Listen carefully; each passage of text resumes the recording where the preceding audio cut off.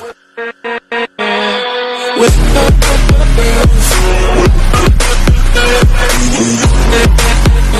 up, guys? It's your boy Ash. I'm coming to you guys today with a My Hero Academia double manga review of chapters 284 and 285. And man, oh man, we've had some amazing back-to-back chapters the past couple weeks here with My Hero Academia, guys. Oh my god, these two chapters have been insane. I'm sorry I missed last week. I'm getting over a cold, so I just didn't have the energy to kind of sit down and make a video properly, but I'm feeling better. I just finished reading chapter 285, and man, oh man, these chapters back-to-back were insane. So I'm not going to try to monologue too much here. I'll try to hit all the good points and get through this without taking up too much of you guys' time, but let's start with chapter 284. And chapter 284 was an amazing chapter, guys. Here we got a lot of information. So in chapter 284, we start off where we pick up where we left off in chapter 283 with Deku grabbing Shigaraki with his Black Whip ability, guys, and he grabbed the rest of the heroes as well to keep him off the ground just in case Shigaraki unleashed one of his crust attacks, not crust attacks, but like the rust attacks. There you go. So he gets everyone off the ground, and his Black Whips start to waver a little bit. So he puts all the rest of the heroes down now that Shigaraki's off the ground and can activate his quirk, and he gives them the responsibility of healing everyone who got injured, like Gran Torino, like Eraserhead. He gives Rocklock, Endeavor, and Bakugo the order, and Todoroki the order to like, hey guys, take care of the injured. I got this. I'm the only one who can keep Shigaraki off the ground. And you see the look in Endeavor's eyes, like, I'm the number one here. How pathetic. I should be the one up there fighting, but I can't. And Bakugo has this worried face on him, and he looks the most, and we get a lot from Bakugo in these last two chapters, especially 285, and I'll get there. I'm getting excited, but this last two chapters, we see that Bakugo's relationship with Deku has changed so much since their fight about One for All. So as Deku is saying this, and he's going in for an attack, he's going directly at Shigaraki. He's not going to hold anything back here. We get a flashback into the training with Bakugo, Deku, and All Might. And they called in Sero, Ochiko, and Suyu to help with the training, and specifically to help with Black Whip, but to also help with the future ability of Float. Now, Deku at this point didn't have the Float ability, but since he was developing past users' quirks, All Might thought it would be a good idea to start practicing with the ability to be in the air and moving around in the mid-air. That's why they called Ochiko in, so that when it does develop, he's already prepared and it may not go insane like Black Whip did during the 1A versus 1B tournament. So good thinking ahead of time for them. I'm glad that they kind of referenced that, and he just didn't just develop Float. They kind of planned for this as well. And they brought in Ochiko to help with his mid-air maneuverability. So they brought her in to use her zero gravity, and he used his air propulsion to kind of move around and get a feel for how it feels to use a floating quirk. I'm not sure why they brought Suyu in. I don't think they ever talked about it, but they brought Sero in to work with using like whip-like abilities here and maneuvering and grabbing fast people with his whips or with Sero's tape. And they brought up a fun game that they playing, because when they walk in, they're like, Deku, why do you have an afro? And they're like, oh, we're playing Tag the Kachan game, and my goal is to catch Kachan with my whips, and he wins if he taps me. And Bakugo's just supposed to like tag him, but instead he uses his explosions on Deku, and that's why he had the frizzed out hair. So, and Ochiko's like, what is with the explosion? It seemed unnecessary. So I love the game, but Bakugo's like, he told me to make it realistic. So don't blame him at all. I like the game, and Deku had never caught Kachan once, which makes sense because Bakugo is extremely maneuverable, especially in midair. So they bring him in to help with the training, and it's going well. Ochiko uses her float ability to kind of get Deku in the air, and he's doing everything he needs to. But while this is going on, Bakugo and All Might sit down and have a conversation. And the conversation is like, hey, things are developing. You're not going to be able to keep the cat out of the bag forever. People are going to find out that he has something unique about his quirk that's not just super strength. Now that Black Whip popped on, and if he gets a float ability as well, it's not going to be too hard, because the characters in My Hero Academia are smart, especially like Todoroki, Endeavor. A lot of these students, Eraserhead, they know what's going on. they're not dumb. They're gonna figure things out. They're gonna put two and two together. And this is what Bakugo brings up to All Might. And All Might's like, I'm not gonna tell anyone anything else besides Black Whip. So hopefully no one figures out what's going on. All Might's just trying to keep this under wraps as best he can. But Bakugo brings up the past users, and he says, you wrote detailed notes about all the past users that you could find information on, mainly 5, 6, and 7. Obviously, you're number 8, Deku's number 9, but for some reason, number 4 was kind of half-assed.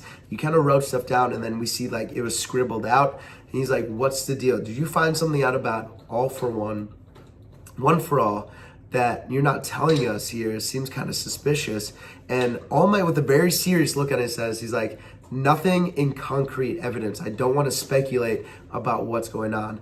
And this kind of brings up like Bakugo's nervousness about Deku's power. He worries about Deku. He used to see Deku as just a nuisance, a weakling, but now with Deku's powers and everything he's proven to Bakugo so far, Bakugo's trying to see him in a different light and actually worries about Deku, which is really cool to see that Bakugo's character development has come so far early on into their hero careers. So that was really cool to see. And he's like, I kind of want to keep him at arm's length.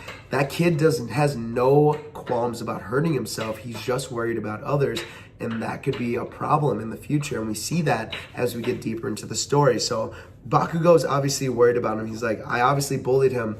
And I'm just trying to make amends. And this is what All Might says. He's like, I'm sure Deku doesn't see it that way. I'm sure he sees you as just a friend helping him out. So we get that, and then it kind of cuts right back into the fight with Shigaraki and Deku. So we see Deku using 100%, goes in for a huge blow on Shigaraki, hits him square in the chest, and that's kind of where chapter 284 ends. He's like, his healing is slowing down. This is my chance to jump in and use this quirk that was designed to deal with your quirk. And it's all in. I'm not going to hold back. It's my body versus your body. Let's do this to the death. So that's kind of where chapter 284 ends. It's really, really crazy. Deku was going all in. No matter what happens to me, that's where it ends. And then we go right into chapter 285, guys. So 285 starts off with a flashback to Deku holding his arms out. And this was after, I believe, the high school tournament where Deku fought Todoroki. And the doctor says, if you do this 2 or 3 more times, you'll lose the use of your arms. Obviously, when Deku goes 100%, he destroys his arms. They shatter, they're scarred, they're broken, he shattered his bones. So he says 2 to 3 more times throughout this. If I was the doctor, and I think a couple other people say this, that if you're the doctor, you're just like, don't do it ever again. Not 2 to 3 times. Like, you got a couple chances.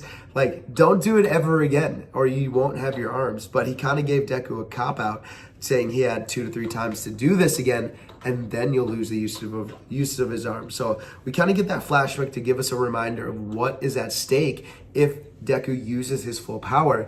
And we see right away that Deku is not holding anything back here. He uses 3 100% smash attacks in a row. It starts, let's see, I'm trying to bring up the full view. He uses Detroit smash right into a Wyoming smash and a St. Louis smash, guys. And it's followed by a Texas smash in full 100%. And you see Deku's face is in full cowling. He's going crazy. You see blood splurting all over. Obviously, his body is probably destroying itself from the inside out here. And the only other, I'm getting distracted by looking at this, but you see the pain that Deku's in. He's really pushing his body to the limit because he believes that if he doesn't take out Shigaraki right now, that he'll never be able to do it. This is his best opportunity while he's got Shigaraki in the air, while Shigaraki is damaged and his healing is slowing down. He's not fully using their all-for-one capabilities because it's only 75% complete.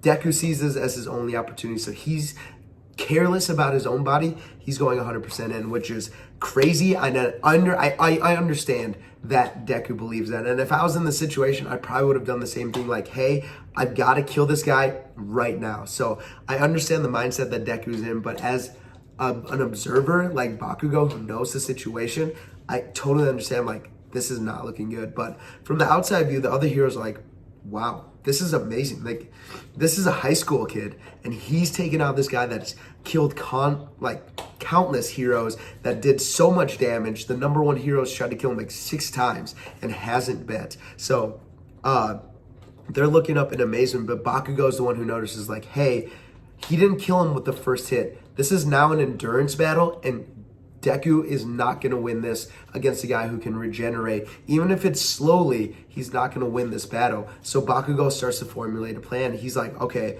what should I do? So he tells Todoroki, like, hey, idiot, hurry up and finish recovering those guys. I have a plan. Let's go.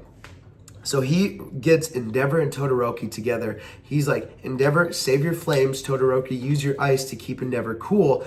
I'll get us in the air, and once we're in the air, we're going to take out Shigaraki and get Deku out of the way, because obviously Deku is going to burn himself out, turn to ash, and get his power stolen. So this is the plan. And as they're talking about this, Rocklock looks on like, these are kids, and they're coming up with plans to defeat the main villain of this fight, of this battle. And he just looks shaken and worried, but there's nothing he can do about it. He's already acknowledged that Midoriya was an amazing hero from what happened in the previous arcs. So he has no choice to be like, I'll do what I can. And he stays there to hold on to Eraser. So really cool to see that these pro heroes are acknowledging the strength of these high school students in their first year as well, which is crazy that we've been through so much and they're still in year one.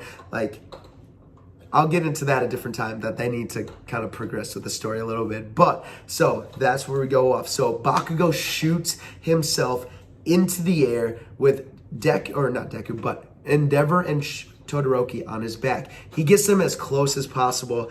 And as Deku pushes Shigaraki away, Endeavor shows up behind him and grabs Shigaraki from the arms and kind of gets him in like a full Nelson.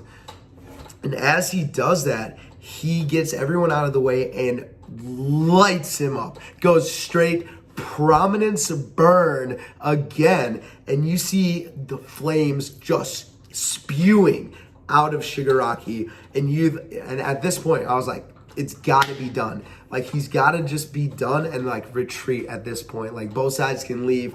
Like, Shigaraki's taken so much insane damage in this arc.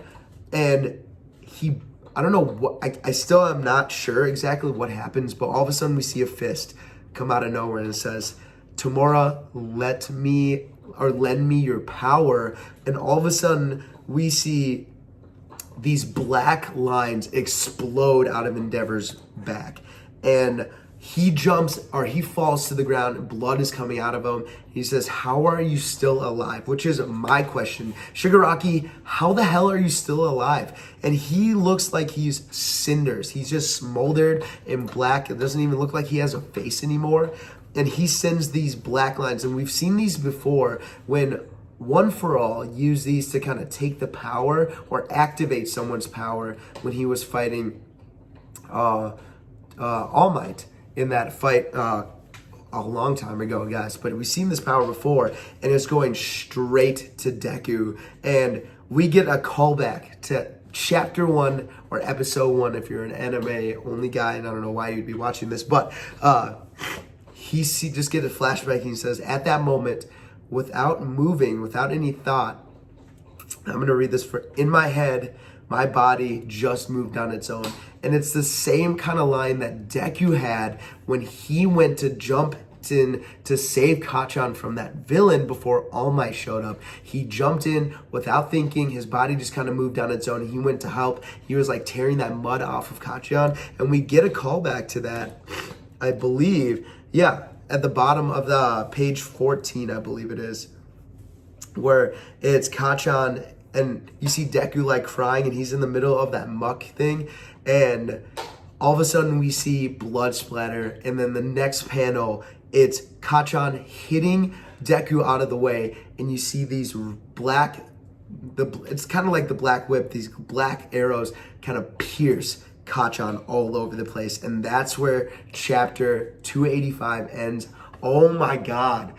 So Bakugo sacrifices himself to save Deku, just like Deku did all that time ago. And we were kind of getting led into this here from the previous chapter where Bakugo was kind of trying to make amends for bullying Deku, kind of acknowledging his strength, being there to help him train, being there as a friend for Deku when he needed it, kind of understanding his power, where he's coming from, and being that person that Deku could kind of lean on. And you just saw this progress into Bakugo eventually saving Deku from tomorrow's attack.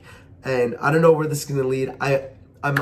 I'm almost 100% sure Bakugo is going to be okay after this, but this might trigger something in Deku that it might make him go absolutely insane with rage, and that might unlock the fourth power, which we're not sure what that is, and that might be what All Might was trying to avoid for Deku, or he might unlock something else, or something may happen. I don't know. There's too much to speculate, and my mind's running too much here, but all I know is Deku is going to be so upset that Bakugo got hurt on his watch, that he jumped in to save Deku, that Deku couldn't save Bakugo or wasn't strong enough to defeat Shigaraki on his own, and that his friend had to step in and get hurt to save him.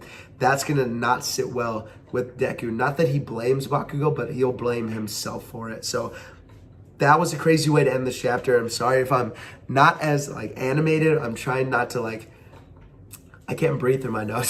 So I'm trying really hard not to snot everywhere. But what an insane chapter, guys. I really hope Bakugo is okay. I'm sure he will be, but I cannot wait to see the results of what happens to Bakugo in chapter 286. I mean, these chapters were amazing back-to-back. Horikoshi is just dropping absolute fire in these chapters. I've loved each of these chapters back-to-back. Not only are we getting more information about the training that Deku's going through, the relationship between Bakugo and Deku, but the progress between these two characters is so good. I love it. And is anyone going to be able to beat Shigaraki? At this point, he's so broken, so absolutely broken. How are you supposed to kill him? None of the heroes right now have any chance of killing him, right? Because if he could withstand a point blank prominence burn and just kind of shrug it off and take out Endeavor and take out Bakugo, he's going to walk out of here with someone else's power. I just can't see how they're going to win this fight yet. So I hope we get a little bit into that. Obviously, Shigaraki's taking a lot of damage, so he may just retreat just because he needs time to rejuvenate and kind of get his power to 100%. So that may be the only saving grace here, is that Shigaraki leaves at his own will. We'll see what happens in 286, guys. Comment below with your favorite parts of chapter 284 and 285, and what do you think is going to happen to Bakugo, and do you think Deku's about to go rage mode in chapter 286? Comment below with your thoughts. Don't forget to like, subscribe, hit that bell for more of these video, guys. If you're a My Hero, One Piece, Black Clover fan, or God of High School, I'm going to be doing my big God of High School. I'm just going to post all the videos that I have saved up, guys. So the finale comes out today, so I'll be watching that today, guys, and I'll post that sometime this week as well. So that's coming. But thanks for joining me, guys. Happy Monday. Hope you guys have a great day. Peace. Have a fantastic day.